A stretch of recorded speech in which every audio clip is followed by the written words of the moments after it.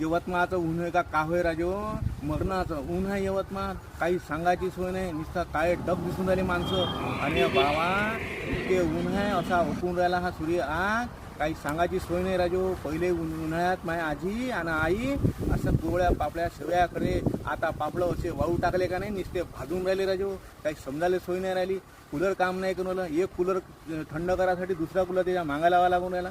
घरी यवतमाळमध्ये कोणी पाहुणे यायला तयार नाही, इतकं गरम आहे म्हणते यवतमाळ. आणि काल तर इतका रेकॉर्ड ब्रेक झाला, तुम्हाला तर माहीतच आहे किती ऊन आहे यवतमाळमध्ये. म्हणून म्हणून राहिलो राजू, काळजी घ्या आणि निघताना असा दुपट्टा बिपट्टा बांधत जा.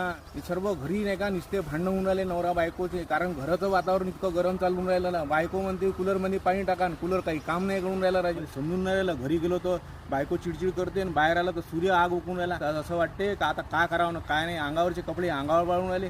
अरे बाबा, काल असे कपडे वाळू टाकले, लालाचे पांढरे होऊन राहिले. असं वाटतं 2 वर्ष पहिले घेतले